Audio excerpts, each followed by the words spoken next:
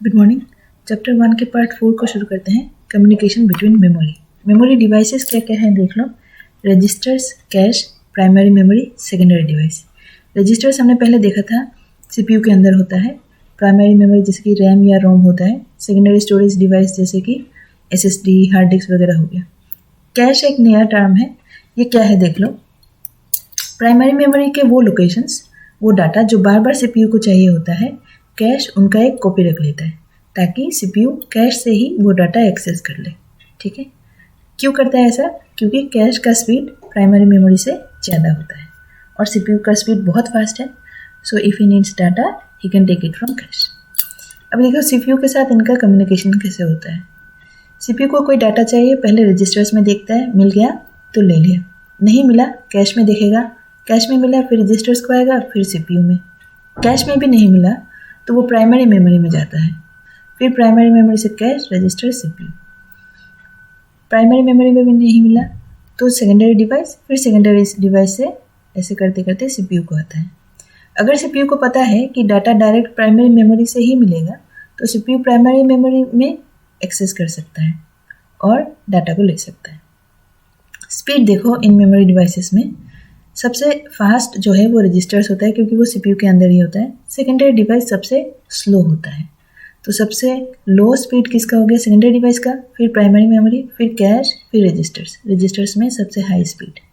और storage capacity, because register CPU के अंदर होता है, रजिस्टर्स का कैपेसिटी सबसे छोटा होता है। ठीक है, एकदम इमीडिएट डाटा जो चाहिए सिर्फ वही रखता है रजिस्टर्स में, बाकी वो कैश में रखेगा या फिर प्राइमरी मेमोरी में रखेगा एंड देन सेकेंडरी डिवाइसेस में। तो स्टोरेज कैपेसिटी सबसे ज़्यादा होता है सेकेंडरी डिवाइसेस में और सबसे छोटा होता है रजिस्टर्स में। तो लो स्टोरेज कैपेसिटी रजिस्टर्स का और हाई सेकेंडरी डिवाइस का।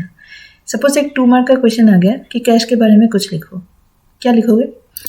कि अगर सीपीयू को कुछ डाटा चाहिए जो कि रजिस्टर्स में नहीं है तो वो कैश से ले सकता है। कैश का स्पीड रजिस्टर से कम होता है और प्राइमरी मेमोरी से ज़्यादा होता है। कैश का साइज या स्टोरेज कैपेसिटी रजिस्टर से ज़्यादा होता है, प्राइमरी मेमोरी से कम होता है।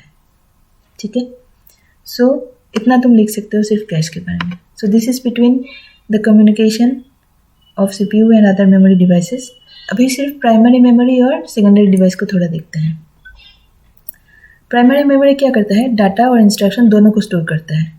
सीपीयू जो है डायरेक्टली मेन मेमोरी के साथ इंटरेक्ट कर सकता है for read and right operations. 2 तरह का प्राइमरी मेमोरी होता है, एक होता है रैम, रैंडम एक्सेस मेमोरी, कुछ ऐसा दिखता है, या फिर होता है रोम, रीड ओनली मेमोरी, ये फिर ऐसा दिखता है। डिफरेंस देख लेते हैं रैम और रोम में। रैम का फुल फॉर्म क्या है? रैंडम एक्सेस मेमोरी, आरएम है ना, आरएम मतलब रैंडम एक्सेस मेमोरी। और रोम क्या है? Read only memory. फिर ये है वोलेटाइल। वोलेटाइल माने उड़ जाना, मतलब जो कंटेंट्स है ना रैम में, पावर ऑफ हो जाने से वो उड़ जाता है। जैसे कभी कभी देखना वर्ड में अगर आप तुम कुछ लिख रहे हो, सेव नहीं किया और पावर चला गया, खैर आज तो नहीं होता है, आजकल नहीं होता है, पहले ऐसा होता था, पावर चला जाता है तो वो सारा जो लिखा होगा वो उड़ जाता है, बिकॉज तब वो रैम में होता है। जैसे तुमने सेव किया होगा तब जाके वो हार्ड डिस्क में स्टोर हो जाता है। ठीक है, so that's why RAM is volatile. ROM क्या है? नॉन वोलेटाइल, उसके कंटेंट्स वहीं पे रहते हैं पावर ऑफ होने के बाद भी। डाटा जो रैम में स्टोर होता है उसको रीड कर सकते हो, मतलब एक्सेस कर सकते हो, मॉडिफाई कर सकते हो, इरेज कर सकते हो या फिर बदल भी सकते हो, लेकिन रोम के डाटा को सिर्फ रीड किया जा सकता है बस, और कुछ नहीं। ठीक है, उसके बाद कोई भी डाटा को प्रोसेस करना है, प्रोग्राम और डाटा पहले रैम में आएगा, तब जाके वो सीपीयू रैम से रीड करता है। और रोम में क्या होता है? इट स्टोर्स फार्मवेयर या फिर सॉफ्टवेयर दैट रेयरली चेंजेस, जैसे कि बूट लोडर हो गया, that loads operating system into primary memory. ठीक है, फार्मवेयर या फिर सॉफ्टवेयर है जैसे बूट लोडर जो ऑपरेटिंग सिस्टम को प्राइमरी मेमोरी में लोड करता है। So this is an example of ROM. Types of RAM क्या है? एक है डायनामिक रैम, डी रैम, या फिर static RAM, S RAM. ROM के टाइप्स क्या क्या है? P ROM, programmable read only memory, EEPROM, erasable programmable read only memory, और electrically erasable programmable read only memory. ठीक है, so this is about the primary memory. Secondary memory को थोड़ा और देख लेते हैं। जैसे ये सब सेकेंडरी मेमोरी डिवाइसेस हैं। Secondary memory stores data, instruction and results. Primary में क्या था? डाटा और इंस्ट्रक्शन था, रिजल्ट्स नहीं था। सेकेंडरी मेमोरी रिजल्ट्स को भी स्टोर कर सकता है। नॉन वोलेटाइल, पावर ऑफ होने के बाद भी डाटा रहता है, तो सेकेंडरी मेमोरी नॉन वोलेटाइल होता है। जैसे रोम था ना, रोम भी नॉन वोलेटाइल था। इसका स्टोरेज कैपेसिटी ज़्यादा होता है, लार्जर। रैम में क्या था? डायरेक्ट एक्सेस, कोई भी डाटा सीपीयू को चाहिए तो वो रैम से लेता था, लेकिन यहाँ पे इनडायरेक्ट एक्सेस है। सीपीयू को अगर कोई डाटा चाहिए तो पहले वो डाटा प्राइमरी मेमोरी में आएगा, फिर प्राइमरी मेमोरी से सीपीयू एक्सेस कर सकता है। That's why indirect access.